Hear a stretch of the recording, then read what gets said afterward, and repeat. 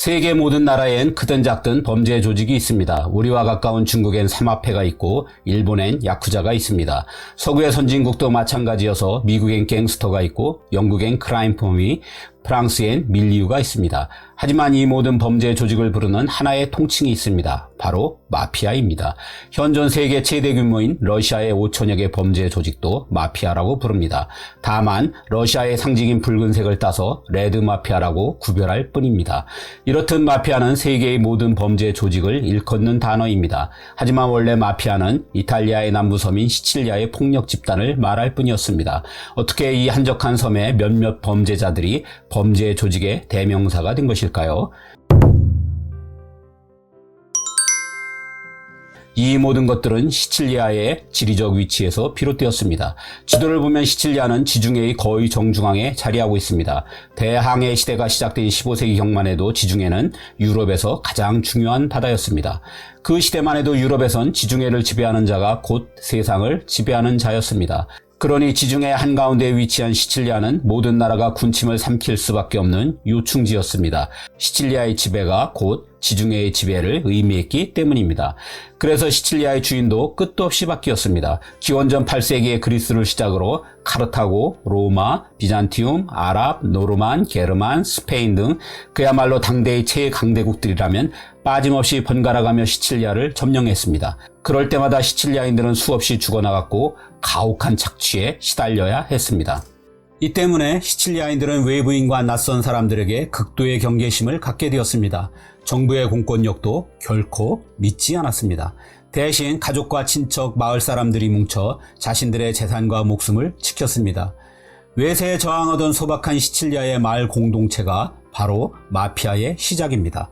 그리고 한 마을 안에 가까운 사람들끼리만 뭉친다 하여 시칠리아의 마피아는 영화 대부의 주인공인 콜레오네 패밀리처럼 지역명 플러스 패밀리라고 이름 붙게 되었습니다. 콜레오네는 시칠리아의 주도인 팔레르모 근교의 한 작은 마을 이름입니다. 이 마을 공동체를 유지하기 위한 가장 중요한 규칙은 오메르타입니다. 침묵이란 뜻입니다. 문제가 생기더라도 가족이나 마을 안에서 해결해야 합니다. 이를 외부에 발설할 경우 마을에서 쫓겨나야 했습니다. 심할 경우에는 배신자로 간주되어 처벌되기도 했습니다. 수천 년간 쌓여온 이 독특한 풍조가 시칠리아의 마피아가 탄생하게 되는 역사적인 배경이 됩니다. 우리가 알고 있는 범죄 집단으로서의 마피아가 시칠리아에 나타난 것은 1800년대 초입니다. 이 시기에 시칠리아는 오랜 봉건제가 무너지던 때였습니다. 다른 지역이 한창 산업혁명으로 달려가던 것과 달리 시칠리아는 그만큼 낙후된 지역이었습니다. 어쨌든 이 덕에 통일 이탈리아 왕국이 들어선 1861년에는 새로이 토지를 갖게 된 사람이 대폭 늘어났습니다. 1800년대 초에 비해 무려 10배나 많은 2만여 명이나 되었습니다. 그러자 대지주와 소지주, 자영농 사이에 크고 작은 마찰이 끊임없이 일어났습니다. 무엇보다 대지주들이 토지를 빼앗기 위해 살인과 폭력을 일삼았습니다. 이에 소지주와 자영농들은 마을 단위로 뭉쳐 복수로 맞섰습니다. 이게 마피아의 또 다른 상징인 벤데타, 즉 피해 복수입니다. 당시는 통일왕국 초창기라 중앙의 행정력이 시칠리아에 미치지 못했습니다. 여기에 치안도 형편없었습니다. 우리의 경기도보다 2배 이상 큰 시칠리아에 경찰이 고작 350명 뿐이었습니다. 게다가 시칠리아의 공무원들은 극도로 부패해 갈등을 해결하기는커녕 터무니없는 액수의 뇌물을 요구하기 일쑤였습니다. 그야말로 당시 시칠리아는 법은 멀고 주먹은 가까운 상황이었습니다. 국가가 제 역할을 하지 못하자 시칠리아의 소지주와 자영농들은 자신들의 재산과 생명을 지켜줄 보호자가 따로 필요했습니다. 다만 시칠리아의 오랜 성향상 외부인은 믿을 수 없으니 그 보호자는 가까운 친인척이거나 마을 사람이어야 했습니다. 이렇게 해서 탄생한 게 범죄 조직으로서의 마피아입니다. 마피아는 돈을 받고 재산과 생명을 보호해주는 건 물론 복수도 대신 해주었습니다. 게다가 마피아가 중간에서 보증하기만 하면 서로 사기의 걱정도 없어서 계약도 순조롭게 이루어졌습니다. 시칠리아에선 마피아가 곧 경찰이요 행정부였던 것입니다. 이 시기 시칠리아에서 가장 크고 가장 신뢰받던 마피아가 코사 노스트라였습니다. 우리들의 것이란 뜻입니다. 외세에 저항하던 마을 공동체에서 비롯되었음을 알려주는 전형적인 이름입니다. 코사노스트라는 영화 대부의 주인공으로 등장하는 바로 그 마피아입니다. 사실 시칠리아 사람들에겐 공권력보단 마피아가 더 믿을 만한 집단이었습니다. 그래서 마피아 출신들이 여러 도시에서 시장에 당선되기도 했습니다. 그런데 기고만장해진 한 마피아가 큰 실수를 저질렀습니다. 한 마을의 마피아 출신 시장인 프란시스코 구치아가 그곳을 방문한 무솔리니를 모욕한 것입니다. 1922년 파시스트 정권을 세운 베니토 무솔리니는 전국을 순시 중이었습니다. 그는 무솔리니에게 내 보호 아래 있으면 많은 경호원을 데리고 올 필요가 없다고 떠벌리는가 하면 무솔리니의 연설에 아무도 참석하지 못하게 방해하기도 했습니다. 이에 격분한 무솔리니는 로마로 돌아오자마자 곧바로 마피아의 해체에 나섰습니다. 파시스트 정권답게 초법적인 권한을 행사해 마피아로 의심되기만 하면 사형이나 장기형에 처했습니다. 무고한 희생자가 속출했지만 시칠리아의 마피아들은 괴멸적인 타격을 받았습니다. 천하의 무솔리니를 잘못 건드린 한 어리석은 보스 때문이었습니다. 하지만 결과적으로는 마피아가 이탈리아 전역은 물론 세계로 퍼지가 된 계기가 되었습니다. 1900년대는 이탈리아인들이 대거 미국으로 이주하던 때였습니다. 주로 가난한 남부인들로 무려 900만 명이나 되었습니다. 하지만 다른 나라에 비해 100년이나 늦은 상황이었습니다. 이미 좋은 일자리는 먼저 온 아일랜드나 독일인들의 차지였습니다. 이탈리아인들은 온갖 허드렛 일을 맡으면서 멸시와 차별의 대상이었습니다. 이런 상황에서 무솔리니에 찍힌 시칠리아의 마피아 수천 명이 한꺼번에 미국으로 이주했습니다. 온갖 서름과 경제적인 어려움을 겪던 이탈리아인들이 속속 마피아의 조직원으로 합류했습니다. 급속히 세를 불린 시칠리아 마피아는 오랜 전통과 앞선 노하우를 바탕으로 당시 뉴욕을 지배하던 아일랜드와 유대계의 조직들을 제압해가기 시작했습니다. 이 정도로만 끝났다면 시칠리아 마피아는 그냥 동네 불량배 정도로 머물렀을 것입니다.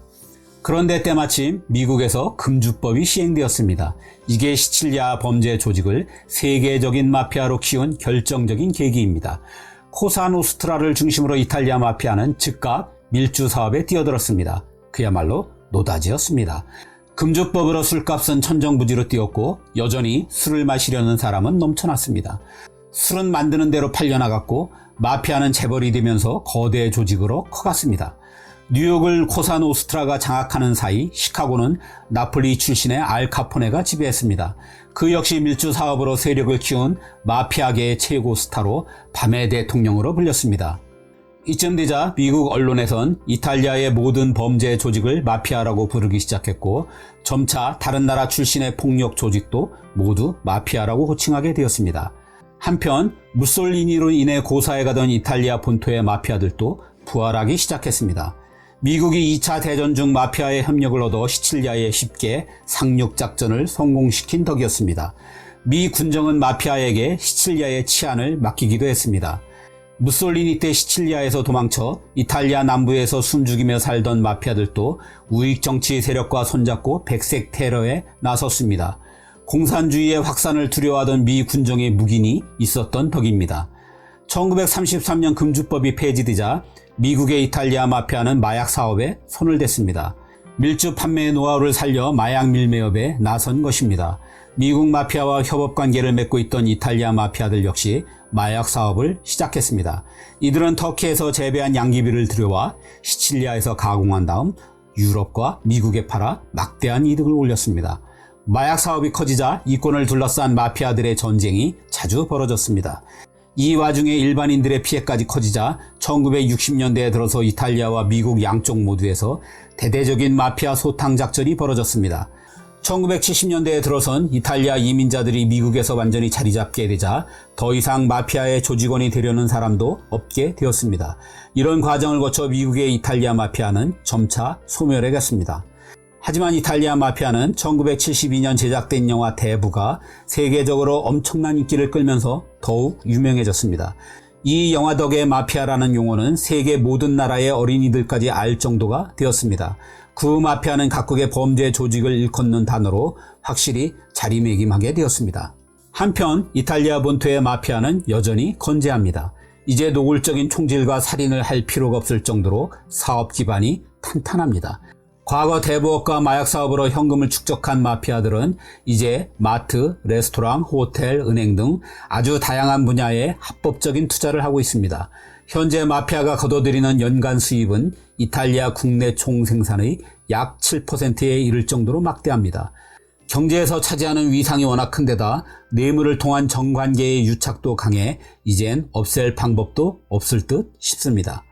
마피아의 본가인 시칠리아의 코사노스트라도 여전합니다.